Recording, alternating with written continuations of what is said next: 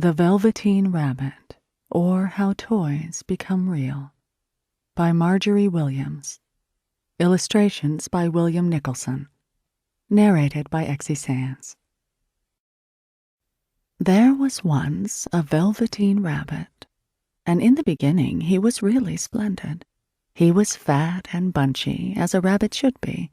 His coat was spotted brown and white. He had real thread whiskers, and his ears were lined with pink sateen.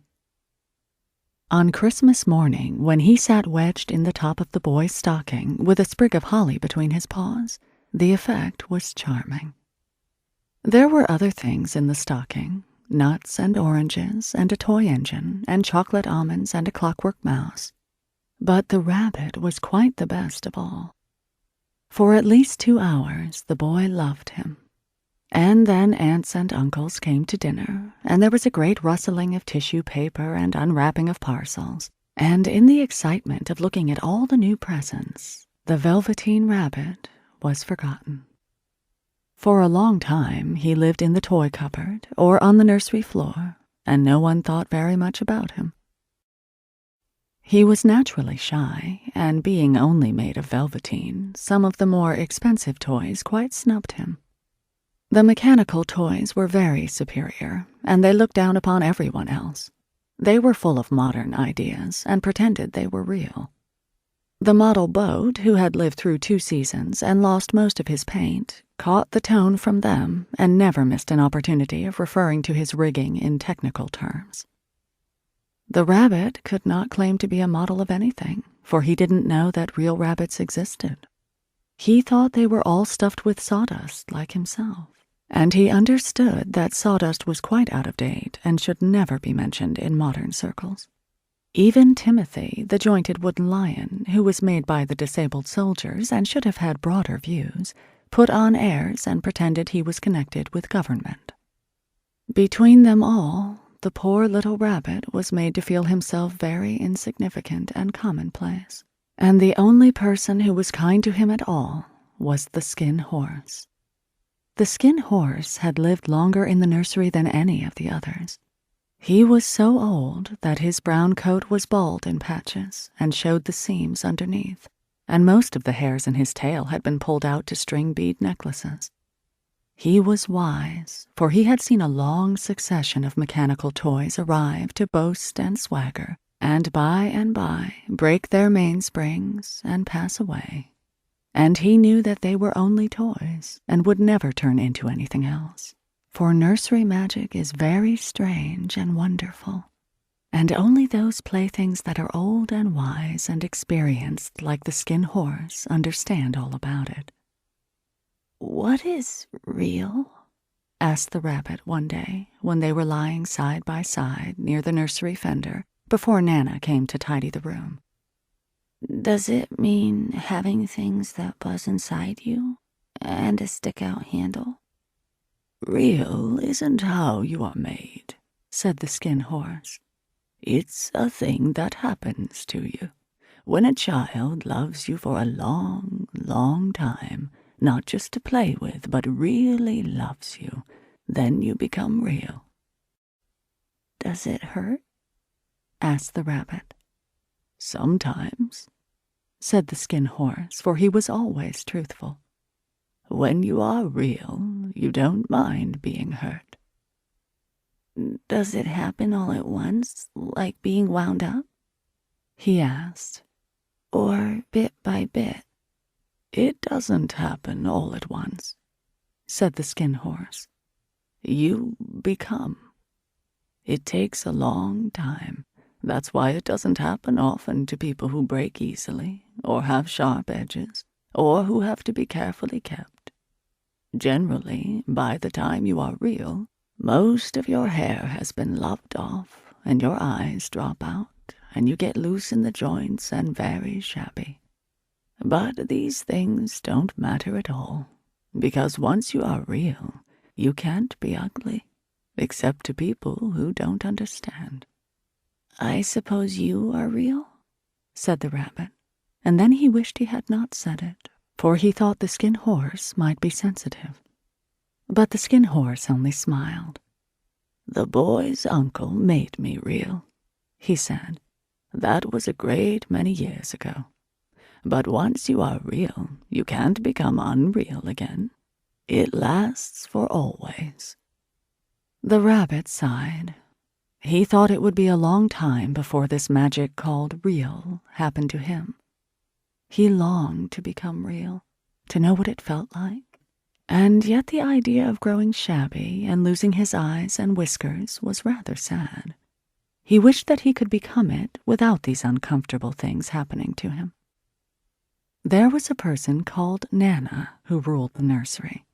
Sometimes she took no notice of the playthings lying about, and sometimes, for no reason whatsoever, she went swooping about like a great wind and hustled them away in cupboards. She called this tidying up, and the playthings all hated it, especially the tin ones. The rabbit didn't mind it so much, for whenever he was thrown, he came down soft. One evening, when the boy was going to bed, he couldn't find the china dog that always slept with him. Nana was in a hurry, and it was too much trouble to hunt for china dogs at bedtime, so she simply looked about her, and seeing that the toy cupboard door stood open, she made a swoop. "Here," she said, "take your old bunny. He'll do to sleep with you." And she dragged the rabbit out by one ear and put him into the boy's arms. That night, and for many nights after, the Velveteen Rabbit slept in the boy's bed. At first he found it rather uncomfortable, for the boy hugged him very tight, and sometimes he rolled over on him, and sometimes he pushed him so far under the pillow that the rabbit could scarcely breathe. And he missed, too, those long moonlight hours in the nursery when all the house was silent, and his talks with the skin horse. But very soon he grew to like it, for the boy used to talk to him and make nice tunnels for him under the bedclothes that he said were like the burrows the real rabbits lived in. And they had splendid games together in whispers when Nana had gone away to her supper and left the nightlight burning on the mantelpiece. And when the boy dropped off to sleep, the rabbit would snuggle down close under his little warm chin and dream, with the boy's hands clasped close round him all night long. And so time went on, and the little rabbit was very happy. So happy that he never noticed how his beautiful velveteen fur was getting shabbier and shabbier, and his tail becoming unsewn, and all the pink rubbed off his nose where the boy had kissed him. Spring came, and they had long days in the garden, for wherever the boy went, the rabbit went too. He had rides in the wheelbarrow, and picnics on the grass, and lovely fairy huts built for him under the raspberry canes behind the flower border. And once, when the boy was called away suddenly to go out to tea, the rabbit was left out on the lawn until long after dusk, and Nana had to come and look for him with the candle because the boy couldn't go to sleep unless he was there. He was wet through with the dew and quite earthy from diving into the burrows the boy had made for him in the flower bed, and Nana grumbled as she rubbed him off with a corner of her apron. "You must have your old bunny," she said. "Fancy all that fuss for a toy." The boy sat up in bed and stretched out his hands. "Give me my bunny," he said. "You mustn't say that. He isn't a toy. He's real." When the little rabbit heard that, he was happy, for he knew that what the skin horse had said was true at last. The nursery magic had happened to him, and he was a toy no longer. He was real.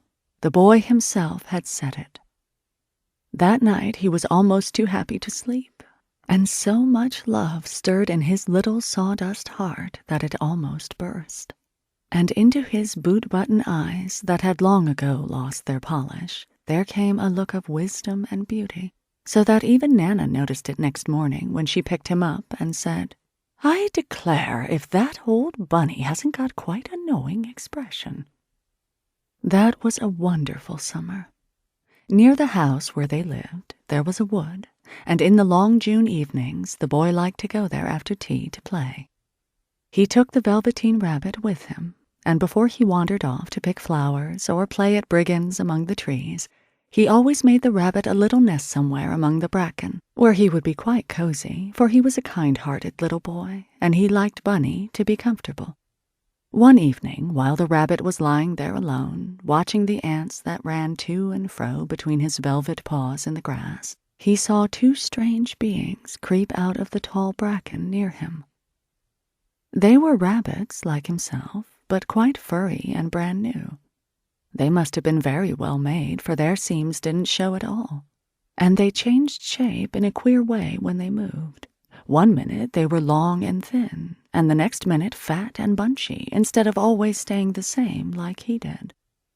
Their feet patted softly on the ground, and they crept quite close to him, twitching their noses, while the rabbit stared hard to see which side the clockwork stuck out, for he knew that people who jump generally have something to wind them up. But he couldn't see it. They were evidently a new kind of rabbit altogether. They stared at him, and the little rabbit stared back, and all the time their noses twitched. "Why don't you get up and play with us?" one of them asked. "I don't feel like it," said the rabbit, for he didn't want to explain that he had no clockwork. "Oh," said the furry rabbit, "it's as easy as anything," and he gave a big hop sideways and stood on his hind legs. "I don't believe you can," he said. "I can," said the little rabbit. "I can jump higher than anything." He meant when the boy threw him, but of course he didn't want to say so. "Can you hop on your hind legs?" asked the furry rabbit. That was a dreadful question, for the Velveteen rabbit had no hind legs at all. The back of him was made all in one piece, like a pincushion. He sat still in the bracken and hoped that the other rabbits wouldn't notice. "I don't want to," he said again. But the wild rabbits have very sharp eyes, and this one stretched out his neck and looked. "He hasn't got any hind legs," he called out. "Fancy a rabbit without any hind legs." And he began to laugh. "I have," cried the little rabbit. "I have got hind legs. I am sitting on them." "Then stretch them out and show me, like this," said the wild rabbit, and he began to whirl round and dance till the little rabbit got quite dizzy. "I don't like dancing," he said. "I'd rather sit still." But all the while he was longing to dance, for a funny new tickly feeling ran through him, and he felt he would give anything in the world to be able to jump about like these rabbits did. The strange rabbit stopped dancing and came quite close. He came so close this time that his long whiskers brushed the Velveteen rabbit's ear, and then he wrinkled his nose suddenly and flattened his ears and jumped backwards. "He doesn't smell right," he exclaimed. "He isn't a rabbit at all. He isn't real." "I am real," said the little rabbit. "I am real. The boy said so." And he nearly began to cry. Just then there was a sound of footsteps, and the boy ran past near them, and with a stamp of feet and a flash of white tails, the two strange rabbits disappeared. "Come back and play with me," called the little rabbit. "Oh, do come back. I know I am real." But there was no answer. Only the little ants ran to and fro, and the bracken swayed gently where the two strangers had passed. The Velveteen rabbit was all alone. "Oh, dear," he thought. "Why did they run away like that? Why couldn't they stop and talk to me?" For a long time he lay very still, watching the bracken, and hoping that they would come back. But they never returned, and presently the song sank lower, and the little white moths fluttered out, and the boy came and carried him home. Weeks passed, and the little rabbit grew very old and shabby, but the boy loved him just as much. He loved him so hard that he loved all his whiskers off, and the pink lining to his ears turned gray, and his brown spots faded. He even began to lose his shape, and he scarcely looked like a rabbit any more, except to the boy. To him he was always beautiful, and that was all that the little rabbit cared about. He didn't mind how he looked to other people, because the nursery magic had made him real. And when you are real, shabbiness doesn't matter. And then one day, the boy was ill. His face grew very flushed, and he talked in his sleep, and his little body was so hot that it burned the rabbit when he held him close. Strange people came and went in the nursery, and a light burned all night, and through it all the little Velveteen rabbit lay there, hidden from sight under the bedclothes. And he never stirred, for he was afraid that if they found him, someone might take him away, and he knew that the boy needed him. It was a long, weary time, for the boy was too ill to play, and the little rabbit found it rather dull with nothing to do all day long. But he snuggled down patiently and looked forward to the time when the boy should be well again, and they would go out in the garden amongst the flowers and the butterflies, and play splendid games in the raspberry thicket like they used to. All sorts of delightful things he planned, and while the boy lay half asleep, he crept up close to the pillow and whispered them in his ear. And presently the fever turned, and the boy got better. He was able to sit up in bed and look at picture books, while the little rabbit cuddled close at his side. And one day they let him get up and dress. It was a bright, sunny morning, and the windows stood wide open.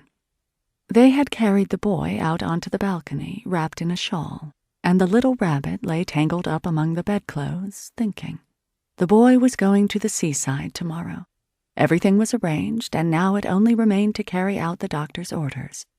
They talked about it all while the little rabbit lay under the bedclothes, with just his head peeping out, and listened. The room was to be disinfected, and all the books and toys that the boy had played with in bed must be burnt. "Hooray!" thought the little rabbit. "Tomorrow we shall go to the seaside." For the boy had often talked of the seaside, and he wanted very much to see the big waves coming in, and the tiny crabs, and the sand castles. Just then Nana caught sight of him. "How about his old bunny?" she asked. "That?" said the doctor. "Why, it's a mass of scarlet fever germs. Burn it at once." "What? Nonsense. Get him a new one. He mustn't have that any more." And so the little rabbit was put into a sack with the old picture books and a lot of rubbish, and carried out to the end of the garden behind the fowl house. That was a fine place to make a bonfire, only the gardener was too busy just then to attend to it. He had the potatoes to dig and the green peas to gather, but next morning he promised to come quite early and burn the whole lot. That night the boy slept in a different bedroom, and he had a new bunny to sleep with him. It was a splendid bunny, all white plush with real glass eyes. But the boy was too excited to care very much about it, for tomorrow he was going to the seaside, and that in itself was such a wonderful thing that he could think of nothing else. And while the boy was asleep, dreaming of the seaside, the little rabbit lay among the old picture books in the corner behind the fowl house, and he felt very lonely. The sack had been left untied, and so by wriggling a bit, he was able to get his head through the opening and look out. He was shivering a little, for he had always been used to sleeping in a proper bed, and by this time his coat had worn so thin and threadbare from hugging that it was no longer any protection to him. Nearby, he could see the thicket of raspberry canes growing tall and close like a tropical jungle, in whose shadow he had played with the boy on bygone mornings. He thought of those long sunlit hours in the garden, how happy they were, and a great sadness came over him. He seemed to see them all pass before him, each more beautiful than the other. The fairy huts in the flower bed, the quiet evenings in the wood when he lay in the bracken and the little ants ran over his paws, the wonderful day when he first knew that he was real. He thought of the skin horse, so wise and gentle, and all that he had told him. Of what use was it to be loved and lose one's beauty and become real if it all ended like this? And a tear, a real tear, trickled down his little shabby velvet nose and fell to the ground. And then a strange thing happened. For where the tear had fallen, a flower grew out of the ground, a mysterious flower, not at all like any that grew in the garden. It had slender green leaves the color of emeralds, and in the center of the leaves a blossom like a golden cup. It was so beautiful that the little rabbit forgot to cry and just lay there watching it. And presently the blossom opened, and out of it there stepped a fairy. She was quite the loveliest fairy in the whole world. Her dress was of pearl and dewdrops, and there were flowers round her neck and in her hair, and her face was like the most perfect flower of all. And she came close to the little rabbit and gathered him up in her arms and kissed him on his velveteen nose that was all damp from crying. "Little rabbit," she said, "don't you know who I am?" The rabbit looked up at her, and it seemed to him that he had seen her face before, but he couldn't think where. "I am the nursery magic fairy," she said. "I take care of all the playthings that the children have loved. When they are old and worn out, and the children don't need them any more, then I come and take them away with me and turn them into real." "Wasn't I real before?" asked the little rabbit. "You were real to the boy," the fairy said. "Now you shall be real to everyone." And she held the little rabbit close in her arms and flew with him into the wood. It was light now, for the moon had risen. All the forest was beautiful, and the fronds of the bracken shone like frosted silver. In the open glade between the tree trunks, the wild rabbits danced with their shadows on the velvet grass. But when they saw the fairy, they all stopped dancing and stood round in a ring to stare at her. "I've brought you a new playfellow," the fairy said. "You must be very kind to him and teach him all he needs to know in Rabbitland, for he is going to live with you forever and ever." And she kissed the little rabbit again and put him down on the grass. "Run and play, little rabbit," she said. But the little rabbit sat quite still for a moment and never moved, for when he saw all the wild rabbits dancing around him, he suddenly remembered about his hind legs, and he didn't want them to see that he was made all in one piece. He did not know that when the fairy kissed him that last time, she had changed him altogether, and he might have sat there a long time, too shy to move, if just then something hadn't tickled his nose. And before he thought what he was doing, he lifted his hind toe to scratch it. And he found that he actually had hind legs.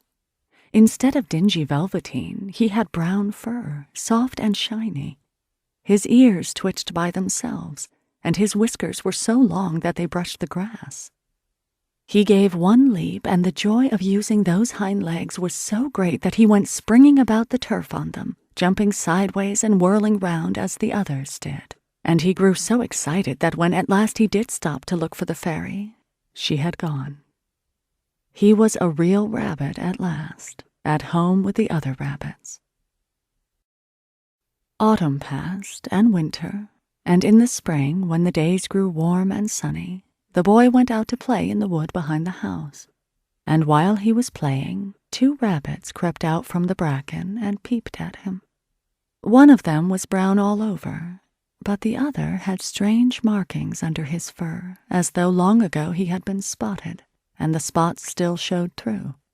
And about his little soft nose and his round black eyes there was something familiar, so that the boy thought to himself, "Why, he looks just like my old bunny that was lost when I had scarlet fever." But he never knew that it really was his own bunny, come back to look at the child who had first helped him to be real. The end.